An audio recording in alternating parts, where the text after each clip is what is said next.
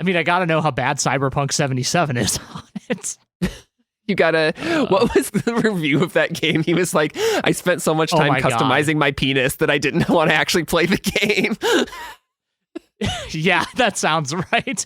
Oh, man.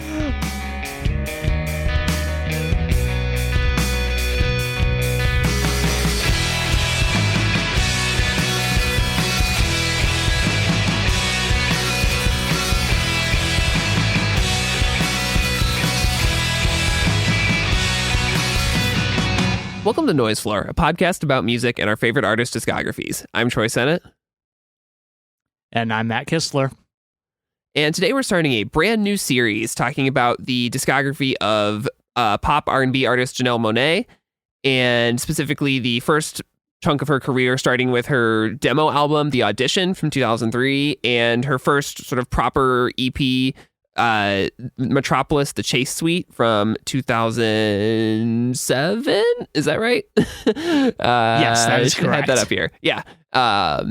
And this is kind of a weird first album to cover because it's kind of not available anywhere. It's not on streaming services or iTunes, and there's only a few hundred copies of it out there physically. Been trying to track one down, but with no luck. But it's out there on archive.org. I guess we can probably just throw a link to it in the show notes if you want to listen. We can. That is publicly available on the internet. Yeah. But yeah, we're looking at the beginnings of Janelle Monáe's career. But Matt, to start off, what is your history with her music? Have you been a fan for a while? Yeah, weirdly enough. I guess not weirdly enough. I'm going to say a phrase that I've said a couple of times on this podcast. I got introduced to Janelle Monáe while working at American Eagle Outfitters back in the early 2010s. So we had, that was a little after the Arc Android had come out. So we were playing, I think Tightrope was the first song that we got. And then Cold War came through, both of them from that record. And I was coming out of my weird allergy to pop music that I had all the way through kind of the late 2010s up until around the time I got into fun. Still wasn't quite on board with your Carly Rae Jepsons of the world yet, but I was getting there. And just, yeah, Janelle Monáe's kind of stellar voice, her mix of styles that all contributed to their music, just kind of caught me a little off guard when I first heard it. And I was like, I need to check more of this out, kind of immediately, which, again, very rare thing to have happen to you at your retail job where you have to listen to the same songs over and over again, which is how you know it was good. But that was kind of how I got into Janelle's music. And I was kind of really on board from that point. I went back and listened to Metropolis around that time too, enjoyed it as well. Didn't quite dive into all the lore around the albums or anything like that. And definitely was fully unaware of The Audition until very, very recently, as recently as this year, when we were, I guess really when we decided we were doing this series, and it went in the show notes as the first record, which, as you mentioned, kind of not really available much of anywhere. Arguably though, I don't really understand why. It might have, I didn't get a chance to dive too deep into that. It is most likely, I would assume, because of its kind of demo nature. Might have been a best new artist at the Grammys thing, because I know people have done that before. But anyway, was fully unaware of this album, but did already enjoy Metropolis coming into this series. So I'm really excited to talk about Janelle's music. What about you? You first found out about them through We Are Young, right? Yeah, I definitely first heard her on Fun's We Are Young, which we talked about on Some Nights episode a couple weeks ago. And then but I feel like I kind of came to her more as a movie star. I really, really like Hidden Figures and her role in that. And I mean, she's also really good in Moonlight. There's a few others of hers that I haven't seen, and she is just spectacular in Glass Onion, a movie that I love. And then I had been kind of aware of her music for a while, but never fully checked out an album. And then kind of coming back around to that and being oh, she's making sci-fi concept albums about robots falling in love and stuff like that. And to me, that is, I love a big sci-fi concept album. I love a Coheed and Cambria, and I love Rush. And so it's cool to hear like a new young artist doing something like that and incorporating obviously like, more pop and R&B elements, and the way that it seems like she sort of has constructed this big sprawling Metropolis world, and these characters, Sidney Mayweather, that she inhabits in it, is all really interesting and really cool. And that's what I was most excited to see in, this first demo album and her first EP, of kind of where all that starts. Yeah, I was a little surprised in the audition to find that like the seeds were already kind of being sown for the Metropolis universe all the way back in 2003, which was really cool. Yeah, and that's what's interesting about this record, is that it feels like a testing ground for a lot of different possible directions her career could go, because she's doing, there's the couple songs that are sort of hinting at the sci-fi stuff. There's some acoustic tracks where she's doing a little more kind of like crooning style. There's some, kind of loud, ruckus, partying R&B style tracks. She's kind of all over the place on this album. And to me, that's probably why it's sort of considered a demo. I don't know if that's more of a label by fans or more of a label that she, put forward by kind of like not having it out there. But it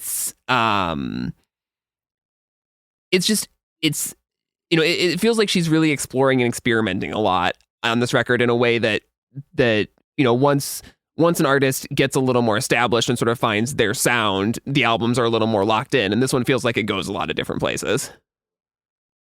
Yeah, well, and this was also like independently distributed by the collective that they're a part of. Wonderland Arts Society is, I believe, the full collective name is just Wonderland Arts Society Collective. And it's, I don't know who all is in it aside from Janelle and Deep Cotton, two of the guys who were helping produce this, and also helped produce Metropolis and did a lot of the writing on both of these. But that might be part of it, is that it was just independently released back in 2003, and things get caught up in labels and stuff like that. Cause like, after the audition, Janelle goes over to Big Boy, label that we unfortunately will have to talk about a lot on this series. For anybody who doesn't know, that is in fact Diddy's label. So just acknowledging that out the gate, not great. Yeah. But who can say? Again, there's not a lot of material out there on this record, so all we can really do is speculate. I'm sure some definitive account of what happened with this exists somewhere, though. Yeah, and I mean, from what I can gather, she has a very almost like indie rock artist trajectory early on in her career, which I think is interesting. Yeah, that so she's from Kansas City, and then moves to New York for school, the American Musical and Dramatic Academy, drops out and moves to Atlanta to finish college, and then kind of starts her career there. And working with this Wonderland Art Society group, and then catches Big Boy's attention with a song "Letting Go," which is in that she's been featured on a couple Outkast songs. But I think it's interesting that even after she signs to Bad Boy Records, they kind of let her keep doing her sort of independent style thing and grow her fan base organically. And because I feel like it's how do you sell a vision like hers without just letting her go out and do it? There's no, it's hard to explain her sort of conceptual vision and her arc that she's working towards as like a radio success, if that makes sense, probably early on. Yeah, I think that makes sense. Like when you have such a singular vision like this, you can't, I think anybody worth their salt in entertainment would recognize that you kind of just gotta let a creative person run with that type of thing.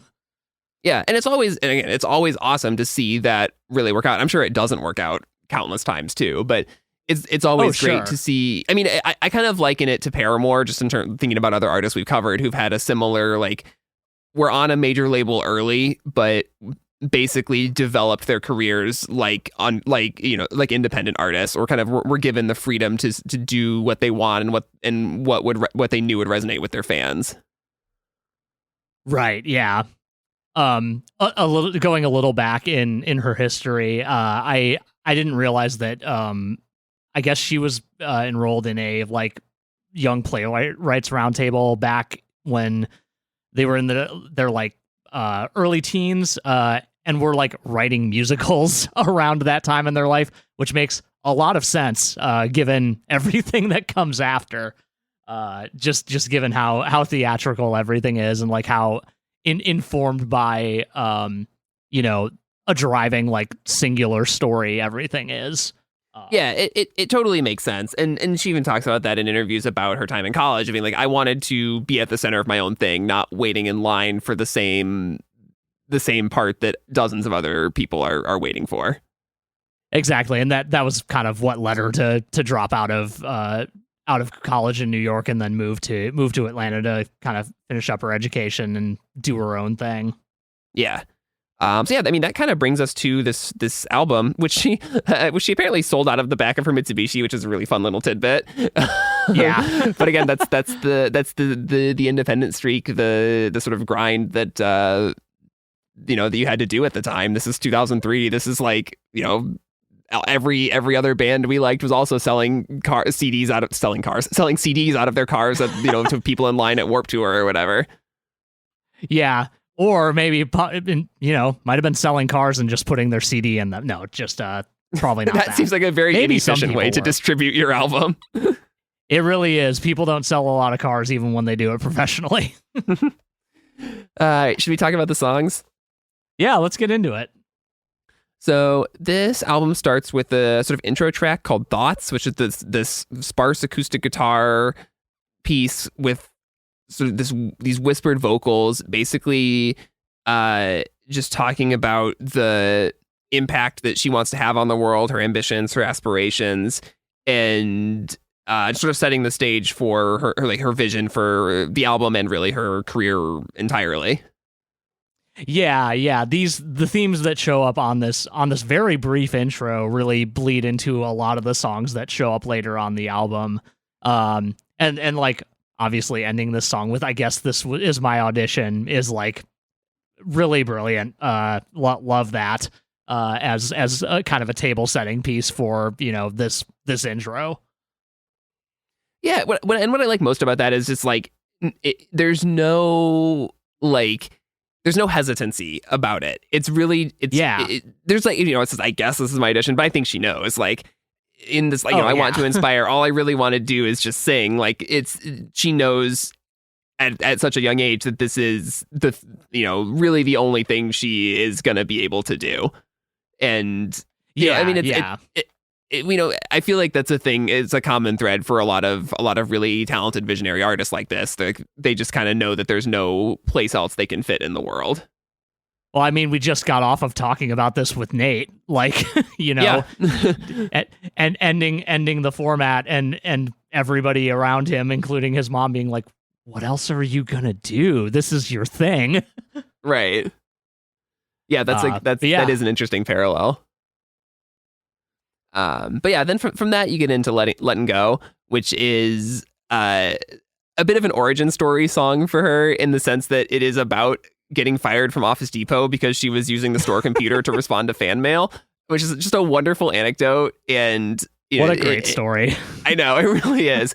And then it's the moment that she knows, like, okay, I just need to put everything into trying to make this my career. I think this is a really fun song. It's very Michael Jackson inspired, very, very groovy. It becomes like a real party about halfway through in the bridge. Oh yeah, it's great. Like, we start off, like you said, this is very Michael Jackson inspired, like very directly inspired by Don't Stop, which, ostensibly this is kind of the introduction to the sound of the album, and that's the opener from Off the Wall, so it makes a lot of sense. I love the bass line on this song. Just really so great, like stabby staccato bass. The little string lines that are happening all over the place are really great. this song has a really great like crowd participation moment, which you love to see on a debut album. Yeah, it's really cool. I love this song quite a bit. I can see why it got Big Boy's attention. Yeah, the crowd participation thing I think is cool because it really is like, yes, it's a very pristine studio recording, but it's very much set up to be played live and to have that kind of like communal feeling to it, which I think is a thing that happens a few times on this record in interesting places. Yeah, for sure. Yeah, and I don't know, just this idea of making the best of kind of a shitty situation is also like kind of a through line to this record too. It is kind of an album about resilience and perseverance. Definitely, yeah. It's yeah. We get a lot of that on this record, and this is just the start of it. Yeah, and having the kind of background of this being an origin story just kind of lends some extra oomph to that, I think. Yeah. Next up is Party Girl, which is a kind of a little short story about the anticipation and excitement of getting ready for a night out or like, going out on a date or meeting a guy. And it's this kind of like, I'm on the verge of the next part of my life sense in the song, which I think is, despite being a bit more of like a party song than like a sort of a philosophical treatise or something like that. I feel like it ties to Letting Go and to the rest of the record in a really cool way. Yeah, no, like this song feels like it really flows directly out of Letting Go thematically, because like we get our story of like, well, I don't have a job anymore. I guess I can kind of pursue my dreams now and also do the other things that I want to do. And one of those things is I want to go out to a party and meet the boy of my literal dreams. Yeah. And that the song, like, it ends at the point where they meet, and it lives in the tension of that anticipation. Yeah, it's really neatly set up. I will say one wild thing about this song is that piano sound is just like bad in an endearing way. I kind of love it, but also it sticks out like a sore thumb. There's a lot on this record, and again, maybe this is part of the reason that it's kind of been memory hold a bit, is that it feels like a lot of very like, here's like the sample CD that we had around, or here's some kind of default sounds in early Pro Tools or whatever they were using to record it. Right. And you kind of forget about it because her voice is so spectacular that it distracts from any kind of anything that might be otherwise like holding back the production. But I kind of noticed the same thing, like in the piano and the sound, and a lot of the beats feel like they're not like the most interestingly produced songs. Yeah, it sounds like there's like some stuff being tried with kind of the main drum line here. Like I noticed there are certain points where the claps dip, but they don't really seem to need to for some, I don't know. It's kind of whatever. Like ultimately, like and I feel like this is the story of a lot of songs on this record, like kind of exactly what you said. Any like hampering that the production is doing is made up for by, one, Janelle's voice, and two, just kind of like how strong the like individual parts are like coming together. Like you can imagine with a little more polish that this is just a straightforward banger and you have no complaints about it. Yeah. But like who has the time and money for that when you need to get an album out? Like sometimes you just got to go with what you got. Yeah. Next up is Metropolis, which is sort of the beginning of the sci-fi mythology that becomes the focus of the next 15 or so years of her career.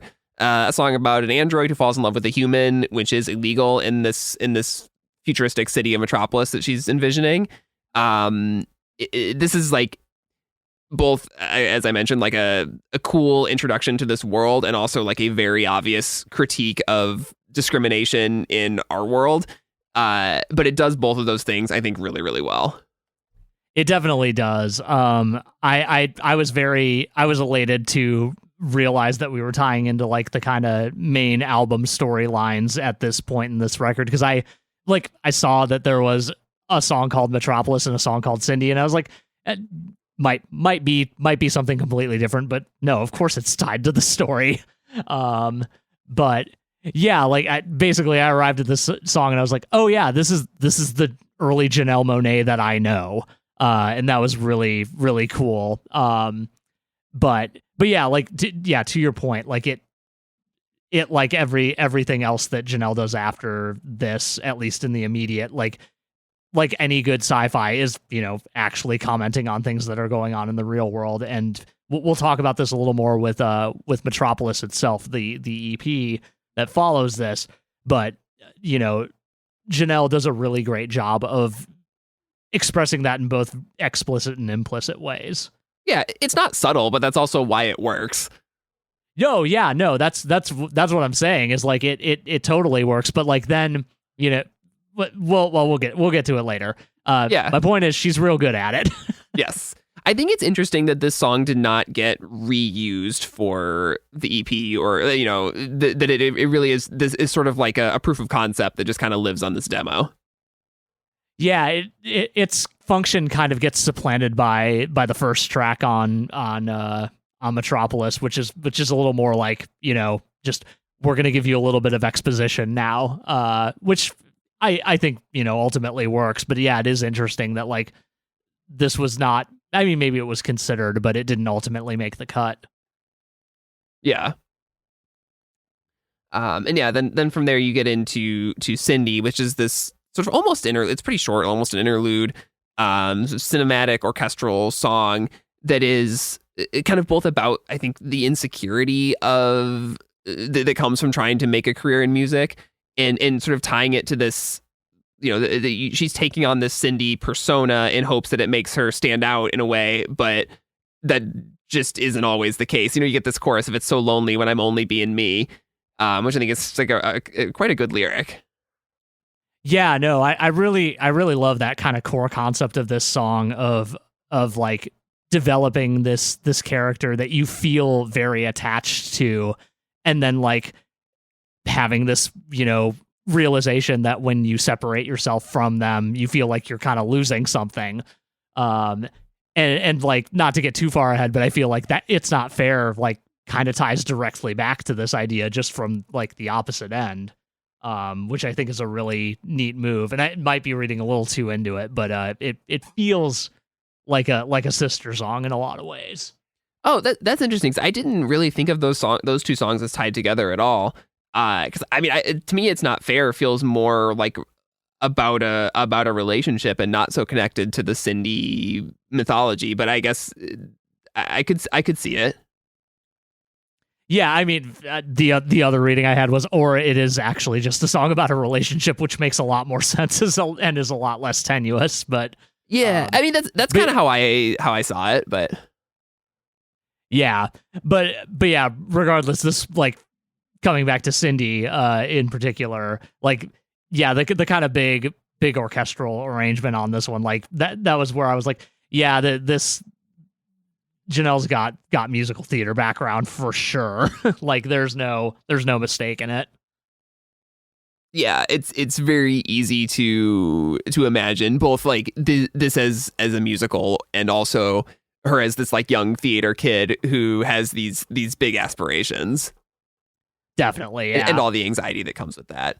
But yeah, then It's Not Fair, which we were talking about a little bit, but it's this gets into the other sort of other mode that she's in a lot on this record, which is the just acoustic guitar and vocals, which is it is very different. It's definitely not the like party vibe of some of her stuff, but it really, I think, lets her vocal performance shine. And you can really hear it. There's like a vibrato at the end of the verses that is kind of like knocked me out a little bit. Like, oh, she really has it as a vocalist. Yeah, for real. Like this is definitely a huge vocal showcase on this record. And like we get a lot of just kind of like more sparse acoustic arrangements on this record. And like that's rare for someone who's like going for the other types of sounds that are coming through on the Audition, which I think is a really bold move, but I think it works for Janelle because she is such an incredible vocalist that like, having everything else kind of set back is only going to make her shine more. Yeah. Do you prefer one style to the other of hers? Do you think they're both kind of they work equally? I think they more or less work equally. Like I kind of mentioned a little earlier, I think some of the production limitations on this record hamper some of the more blown out stuff, but in a lot of cases it really, really works. I think they are kind of equal in my book. I was kind of taken aback by, given a record that has the aspirations that this one does, it seems odd but not wrong to have, like, I think it's 4 or so acoustic tracks on the record, including the intro. I was surprised to run into that, but I think it works. Yeah. The next up, you got a cover that kind of sits right in the middle of the record. This is Time Will Reveal, which is a cover of a DeBarge song. It picks the album up again in terms of, like, tempo and style and stuff. And it feels, I mean, it's like an 80s song, and it feels like an 80s song, which it makes it fit in with her more upbeat stuff. And thematically, I think it works. I just didn't really vibe with it as much as like, I'm just never a big fan of putting a cover on an album, I think. I can totally see that. I think it more or less fits. It definitely, like, ups the energy of the original from what I heard of it. It's got that, like, lasery sounding drum machine on it, which I know kind of endeared to a little bit. This was also notably, in addition to Letting Go, this was featured on a kind of Big Boy and Company assembled compilation called Got Perp Volume 2, which I found odd that, like, a cover made its way over there. But, like, from what I understand, DeBarge, who I am not very familiar with, I will say up front, are, like, legends, from their time. So I can totally see why you would want to show that off in a kind of big showcase like that. Yeah, and I agree. Also, I'm not familiar with the original version of the song, and that also makes sense as a reason to put it on this, this demo showcase audition piece of a record. Is like, well, here's me doing a thing you might be familiar with, and I don't know if she would play this live or whatever, but if it's a song that everybody knows, and I could see that really going off. For sure, yeah. Next up is My Favorite Nothing. Sort of another, I think, kind of straightforward relationship song, regretting how something fell apart. But I really like the way that especially the Barry sax is in this, and the horns, the acoustic guitar. I think it's a pretty cool arrangement for a song like this.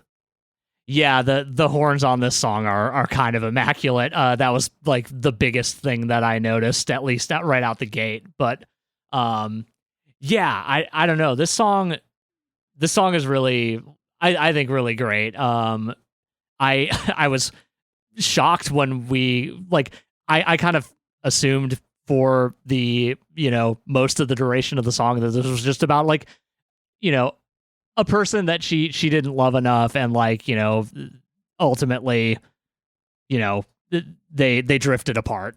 But then you get to but now it's too late because you're 6 feet under me line. And you have a little bit of an oh moment there. Yeah. Because I did not expect this person to be dead at all. Right.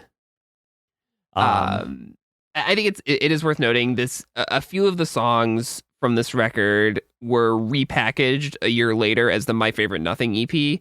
Yes. So this was kind of put forward as, like, I think one of the highlights from this album. Definitely, yeah, and I really think it is. It is a deeply affecting song with a really incredible arrangement. So I can totally see why you'd want to make it a centerpiece. Yeah, that totally makes sense. Then after that, you got the intro to Cloud 9, the warm up, which is just a vocal warm up over the same acoustic guitar part from the album intro, which is kind of an interesting, choice to just reuse that as the intro to this song Cloud 9, which is like a pretty joyous love song after, between some heartbreaking ones. Yeah, it is very much an unabashed, like, kind of classic. I didn't think I was ready for love, but then it came to my doorstep type song, of which there are many, but this is a good one of them, I would argue.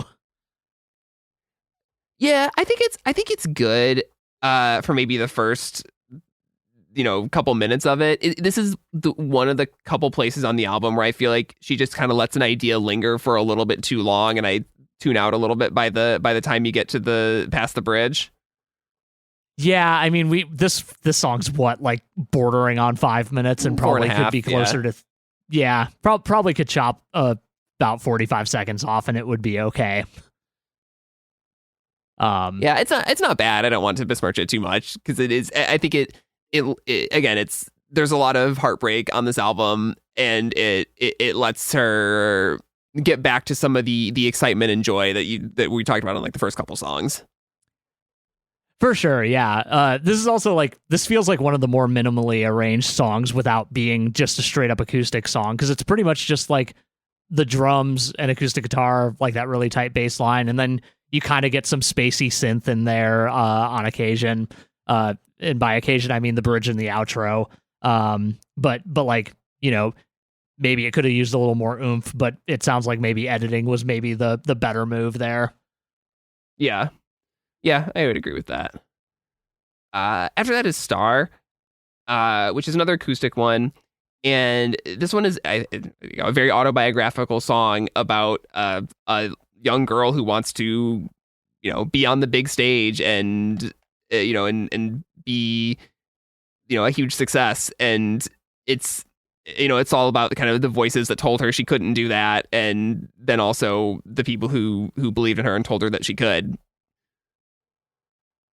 Yeah, this song is like very much like what the intro to the entire album feels like it's setting up. It is just this kind of like core idea of like, not giving up on your dreams and like knowing that you have something and, working towards it as best as you can, even though you're being told that is bad or, not smart or whatever. Which like not unfamiliar territory for a lot of songwriters, especially ones that do ultimately get huge. I did have the thought while listening to this song, while taking my notes, where I'm like, I wonder how many songs like this there are for bands and artists that did not, in fact, make it. And I'm sure the many number is immeasurable. But yeah, I haven't heard most of them, so I'll never know. Right. I mean, there's definitely an element of like, yeah, you want to think that anyone who believes in themselves that hard and has that talent can make it, but obviously, we just know that that's not the case.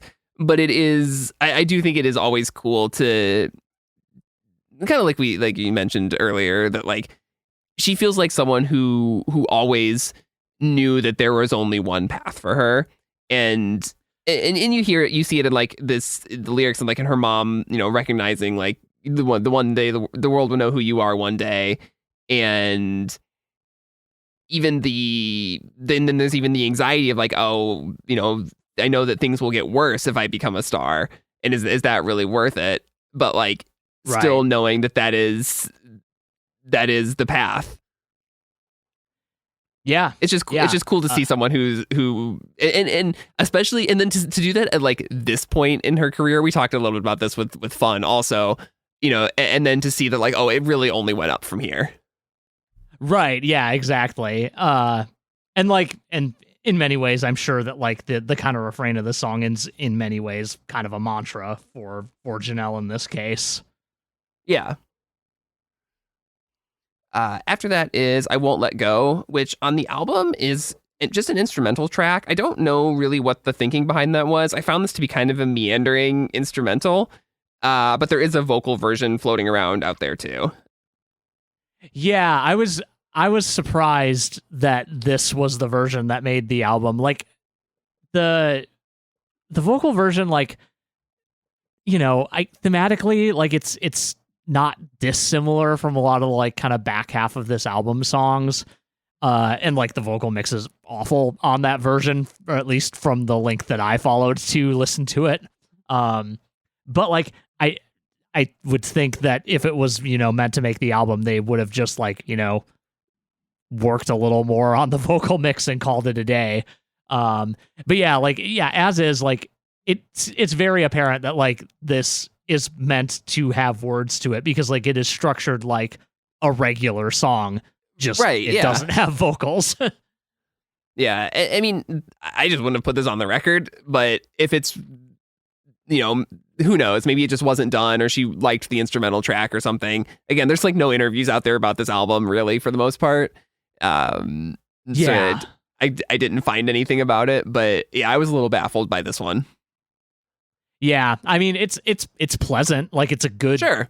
part. It just doesn't need to be 4.5-ish minutes of, kind of a bunch of loops that are ducking in and out of the mix. Right. And this is why this is like when I wonder, it's like, am I supposed to be thinking about this as an album? Am I really just supposed to be thinking about this as like, a SoundCloud playlist or, or what would become a SoundCloud playlist or something in the future, a demo reel? Maybe I'm not, it's not fully fair to be thinking about the sequencing and the song choices and stuff like that like I would on an album with this collection. I don't know. Well, that's the thing is, though, that it seems like a lot of thought and care went into that in a lot of places on here. So like it is a little baffling to have this like kind of anomaly here. I will say, like, I don't think we've like mentioned this like very explicitly up top, but like this is specifically referred to as a demo album. Like it's not referred to as a mixtape. It's not referred to as a demo. And I've never heard anybody else say demo album about anything before this.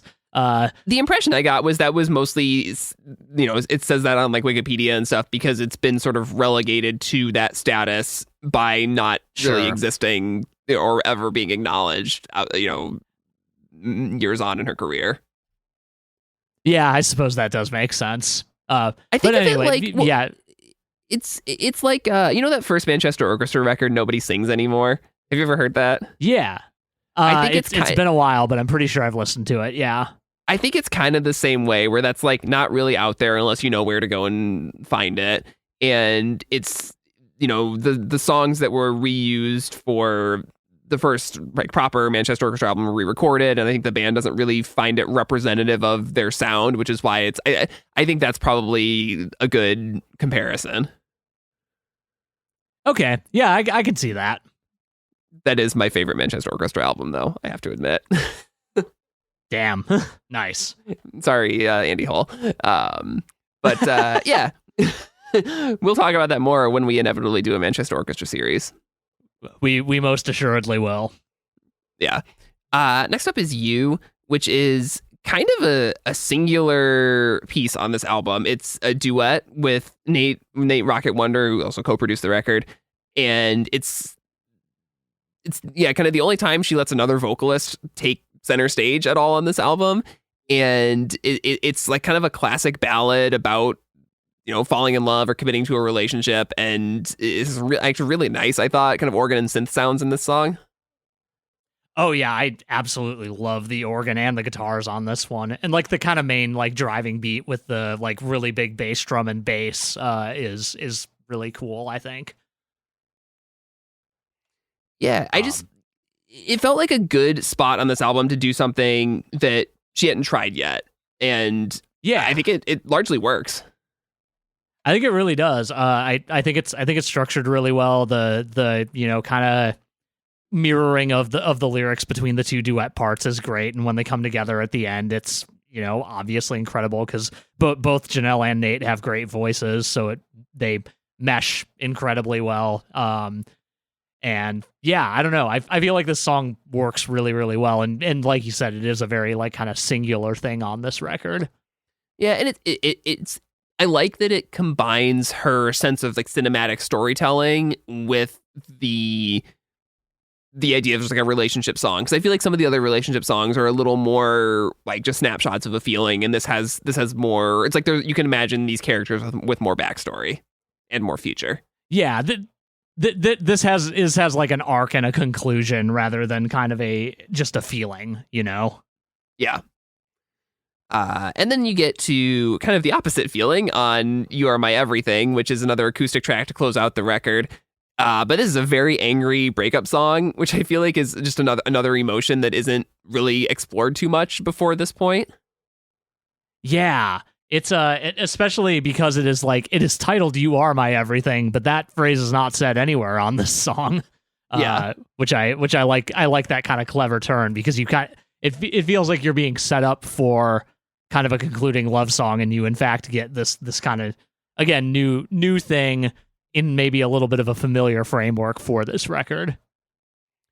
Yeah, and it gets to, despite, like I said, this kind of anger, this resentment, this frustration, this heartbreak, it gets to a point where all of that turns into this sort of accepting that it's over and using that as a way to move on. That ends with the last lines on the record are "My heart's turned cold, my heart's turned gold," which I think is kind of as optimistic a place as you can leave a song like this. Yeah, I really love that ending. I love how this song like kind of takes a like like it doesn't feel sudden, but like you kind of like slowly realize like, oh no, she's doing good. She's doing good actually.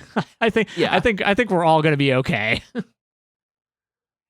Yeah, I like this as a closing track. I think, I might cut a song or two here and there on this album to make it feel a little tighter. I would definitely keep this as a closer. Definitely, yeah. I think it is in the correct place here, and deserves to stay in a case where we're editing a little bit. Yeah. Any kind of closing thoughts on the audition before we talk about the sort of next phase of her career? I don't think anything I haven't mentioned already. I think it's really neat how this like we have this like weird artifact of like a album that like clearly has like a lot of like care and craft put into it, but like maybe is a little bit held back by budget and time constraints and like wanting to get something out there, because like all musicians, you eventually have to call it good enough even if you're like not really done with it in your mind. So yeah, I think it's a neat artifact, and I'm glad that we took the time to go through it here. Yeah, and of course we're doing that to set the stage for Metropolis, which becomes, like I said, the arc of the rest of her career, but the next 15 or so years. And that starts off with this EP, her first release on Bad Boy Records in 2007, which is Metropolis Suite 1, The Chase, or The Chase Suite. It's been retitled a couple of times. And this is, again, kind of, it's inspired by the Fritz Lang movie Metropolis, which I've never seen. I really need to watch that. I should probably try to do that before we get to next week's episode. Yeah, same. But it's, she talks about this as, inspired by the Twilight Zone and inspired by, then obviously the way that it pulls in, ideas from our, the real world to go with her, she's able to comment on and play with in a sci-fi world. But this idea of having like starting your career with saying, I'm going to do a big multi-suite, multi-album overarching concept thing, I think is so awesome. And you can see from the artwork on this album that it seems like originally it was going to be four different suites, and then each successive album she just keeps adding more like empty circles that say more is coming, which I think is kind of cool to see how that grows. I kind of love that. Like it was clearly like planned out, but then like got to a certain point where it was like, well, I kind of still want to keep doing this actually, so we're just gonna roll with it. Right. Yeah, and so the EP starts off with this March of the Wolf Masters, which introduces or reintroduces, I guess, if you've heard the audition, the concept of the city of Metropolis, and it's just this sort of spoken word announcement saying that this robot, this android who is known as Cindy Mayweather, has fallen in love with a human and is now needs to be hunted down and disassembled, and basically sets a bunch of bounty hunters with chainsaws and electro daggers on her to go and find her, which is just like when you press play on a new artist, like a new pop R&B artist EP, and this is what you get. I think that is the coolest thing in the world. It really is. I don't specifically remember listening to this for the first time, but I don't know why I didn't expect exactly this. Given that like it's very obviously like a high concept thing, and like even the single Many Moons is like very tied to the story of what is going on this EP. Yeah. I wonder if Danger Days was at all inspired by this. I feel like there's some common DNA there. I wouldn't be too surprised, because like that was my first thought, like hearing this intro again for the first time in a little while was, oh man, I could see this actually having like a direct influence on Danger Days. Like I know that like Gerard had been writing those kinds of stories for a while and was like kind of primed to end up where he did with that story, but like just the specificity of no phasers, only chainsaws and electro daggers just feels very directly tied to what that album ended up being too. Yeah. Yeah, and so then from that you get right into Violet Starr's Happy Hunting, which is the first sort of proper song and is the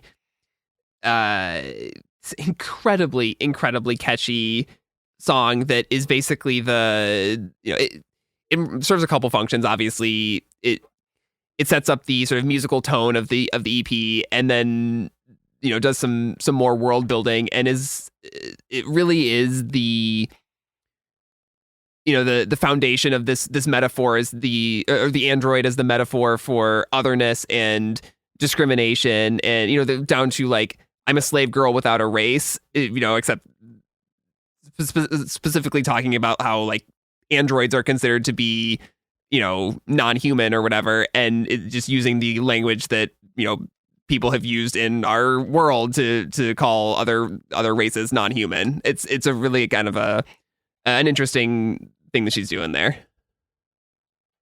Yeah, just this kind of idea that like the ruling class will always find a way to oppress someone, even if all the humans have evened everything out amongst themselves. Like we'll fuck up someone else's life instead, and in this case, it is the androids. But yeah, no, like this is a really great world building song. And like really kind of more deeply introduces you to the character of Cindy, and I just think it's like super fun. Despite being a song about being hunted by literal bounty hunters, it really gets your blood pumping. Yeah, that Simon's Go do do thing is so incredibly catchy. I'm not gonna try to sing it right now, but yeah, I just like that this song feels like motion. And obviously the EP is called like The Chase, and so that makes sense. But I feel like she really found a way to embody the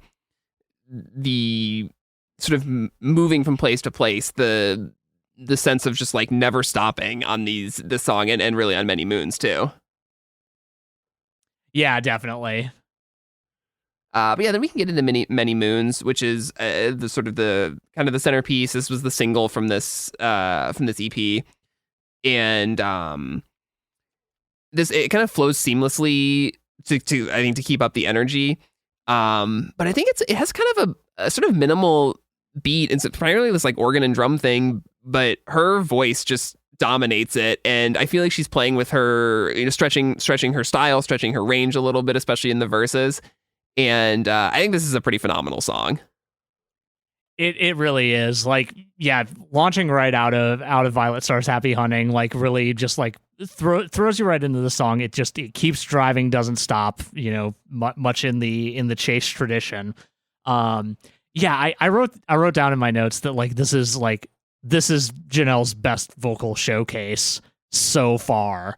And like she's pulling off so much stuff that like I was like trying to like keep up with like, oh, and then they did this cool thing, and then this cool thing happened. Yeah. And then there's this like really awesome wail like half a second later, and like it's impossible to keep up with, and you just kind of like have to sit down and let it crash over you like a really violent wave.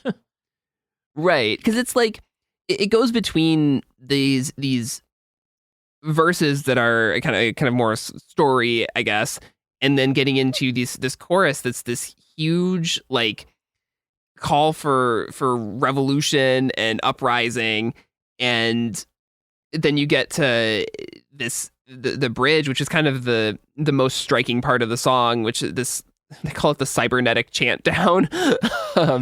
This kind of just listing of all these circumstances that shape life for marginalized communities and people, and that's like obviously things that she's talking about that are part of the the world of Metropolis, but also are just like part of our world too. And it's this really extraordinarily long section of the song, and by the end of it, it builds up to this like White House Jim Crow line, which is really like, it just kind of hits you in the face, and it's like, yeah, this things are bad out there. Yeah, it's one of those things where like in you're in a sci-fi world. You are like maybe sitting here like disconnecting yourself a little bit from it and like thinking about it as fictional, but like this whole cybernetic chant down just kind of like keeps introducing these like not, I don't want to say little, but like these things from the real world that like don't like they are specific, but they are things that like on their surface maybe feel not like they are caused by or perpetuated by humans, even though things like the so HIV normalized. epidemic were. Yeah, they're normalized, but then you get to Jim Crow, and like I would hope for many people, but I would question that these days. You get to that and you go, oh, right, that was an atrocious thing that we let happen and like actively did, and it wasn't that long ago. Fuck. And it pulls you into like, if you had disconnected yourself from this fictional future, like you realize, oh, this is our future. Like it's 100+ years out there, but like this stuff doesn't still leave our on its world. own, It's and just exactly, yeah. Yeah, or that no matter how advanced our technology and societies get, like we're not free of these issues.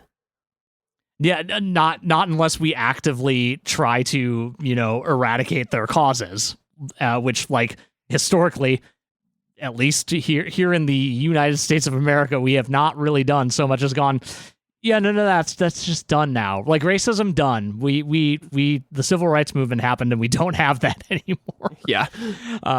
Yeah. Anyway, I think this whole section is incredible, and I think kind of ending on that line and then Dirty Lies, My Regards is just a really incredible move. Yeah, but then there's a whole other section of the song after that, which is this little sort of lullaby sounding thing that it's like a sort of call for acceptance. It's just come with me and I'll take you home. This idea that it is that there can be a community that is fighting back against this stuff. There can be a place where you are accepted, where a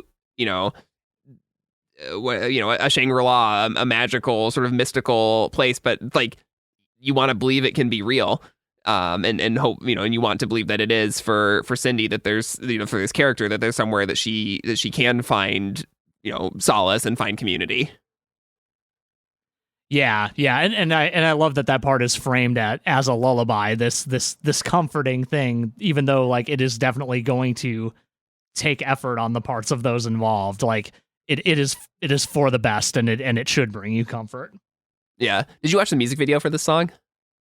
I did. I hadn't prior to now, I don't think, because I think I would have remembered Janelle Monáe's soul getting sucked out of their really body. Cool music video. Yeah. It's a really, really cool music video, and like gives you kind of a little additional, like, there are characters in this music video that just are not mentioned at all in the text of the EP, but they are part of the universe, including Deep Cotton, who are like, I guess, like a future like group of people, even though Deep Cotton in the real world is the funk duo that like produced this record. I think that's kind of a neat nod there. Yeah, I just the whole like idea of an Android auction, and yeah, it feels one of those things that's like sort of adjacent to the world. I don't know if I think of it as like canon necessarily. But I liked that it ends with quoting the character of Cindy Mayweather with this sort of this superimposed, like, I imagined many moons in the sky lighting the way to freedom, which I thought was a really effective quote at the end there. Yeah, definitely. I liked that quite a bit. After that, we get to Cybertronic Purgatory, which is basically an interlude of sorts. Just kind of it's very haunting, these operatic vocals over guitar and accordion, I guess. I guess I don't really know, like, story-wise what's going on here. But I just think of it as sort of a what's going on in Cindy's head as she's either caught or, you know, maybe having a slight respite from the chase. Yeah, or like you know, in the case where it is she's caught, like, that would kind of explain the glitchiness of the vocals, even though, like, the delivery is, like, clearly, like, very, like, you know, very intentionally operatic, but we also get this kind of, like, not distortion, but like scrambling, I guess, of the notes a little bit in the production. But yeah, I don't know. Like, I really like this. Like, it's a short track, but I think it's really, really effective. Even if it's, like, Genius says this is, like, her lamenting the loss of her lover, which, like, yeah, probably, like, if that's, like, that seems to be the text, but you know, I don't, given what it's going into here, the last track on the EP, I'm not sure if that's just us dismissing that part of the story or what. But either way, good track, I think. Yeah, I mean, I guess if you think of it as, if you look at, like, the lullaby at the end of Many Moons, and then this interlude is sort of like a reverie, or like being, you know, called or considering the the source of this lullaby, and then you get to Sincerely Jane, which is, so it takes you out of the story of Metropolis and back to our world, because this is a very autobiographical song about her, like, a personal reflection on the place where Janelle Monáe grew up in Kansas City, inspired by a letter from her mother that was like, no, you were right to get out of here, because the neighborhood is now dominated by drugs and violence, and everyone who lives here has had their dreams basically, you know, destroyed by this place.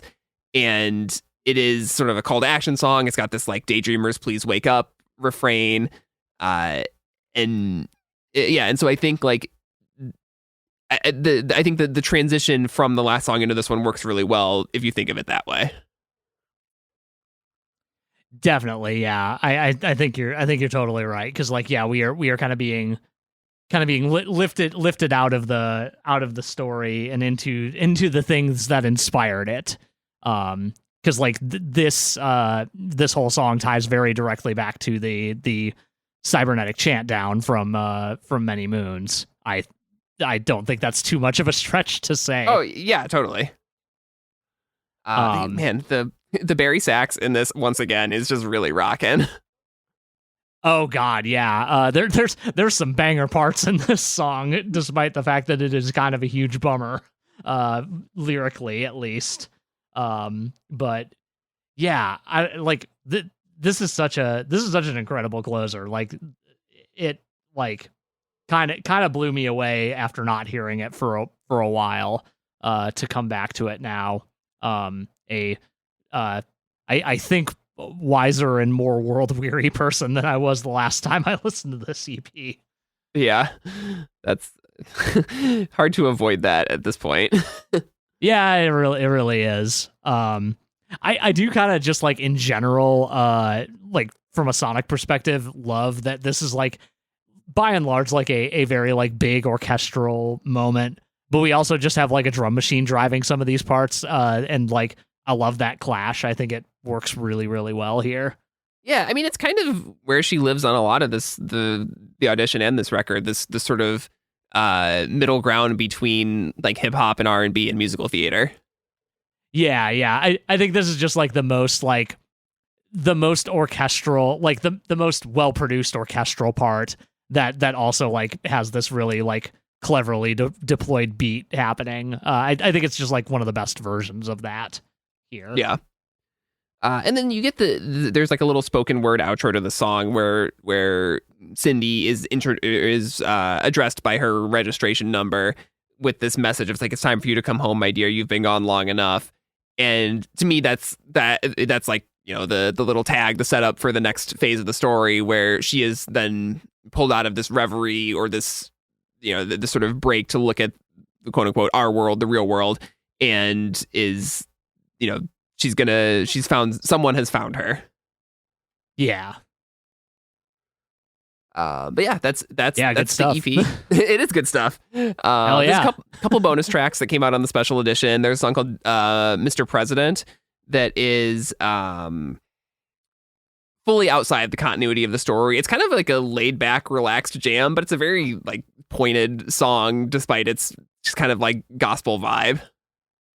Yeah. I mean, it's very, very much a, hey, remember how you, the president of the United States, are technically a public servant and you should be serving the interests of your people? Right. Why not? Why not that? Why aren't you doing that? Where's that money going, bud?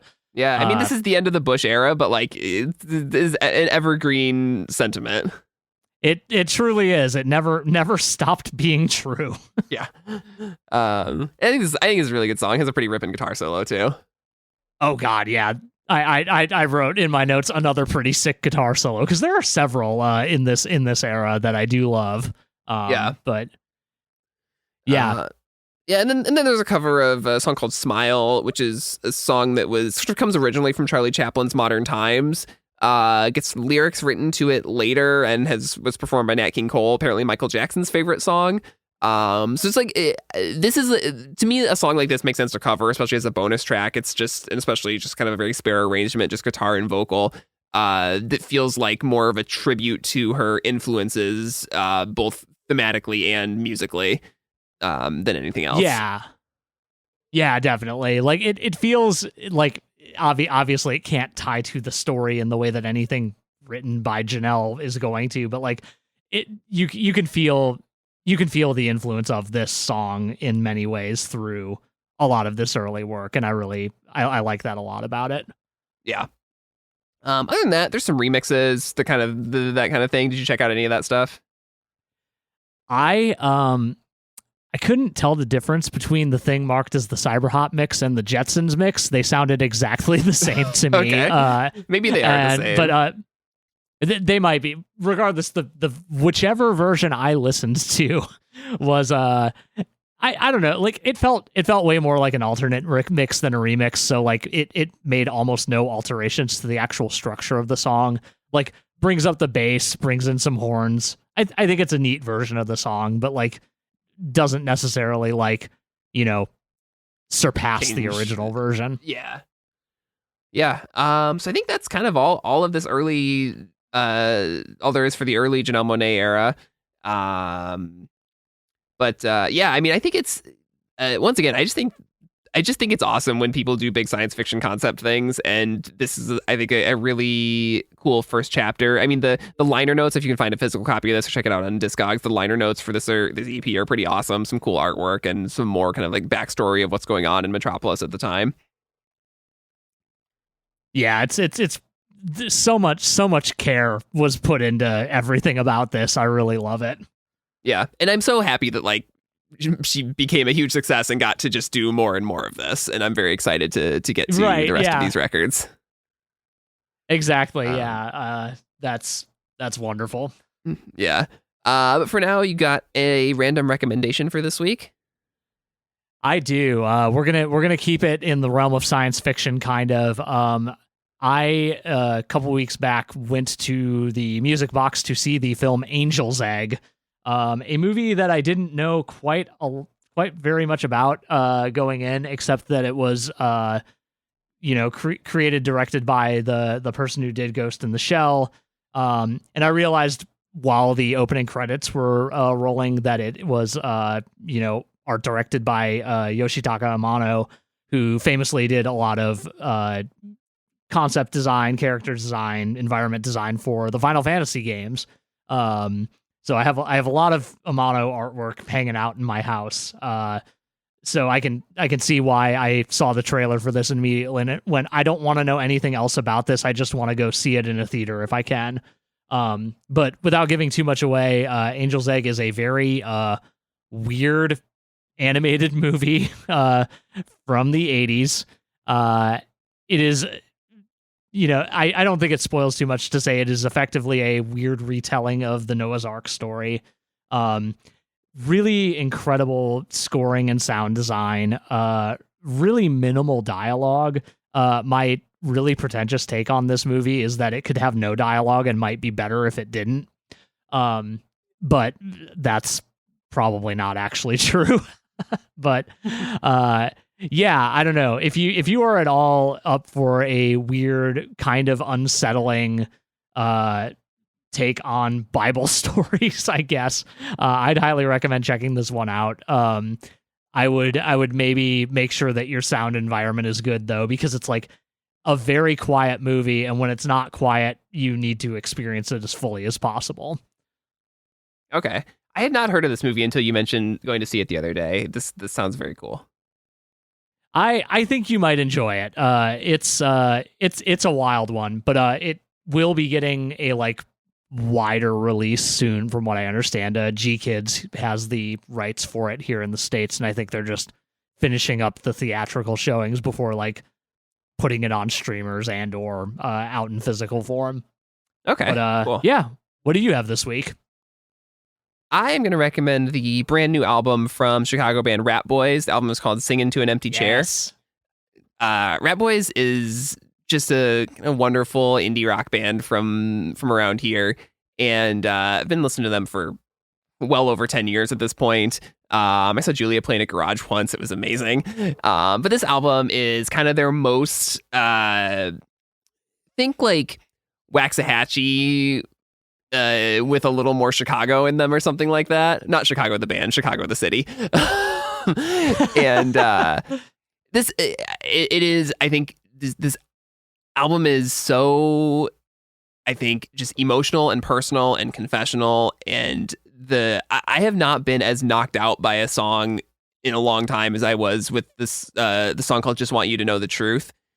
It is just kind of an unbelievable, just, hurricane of a song. I don't know how else to describe it. It's so good.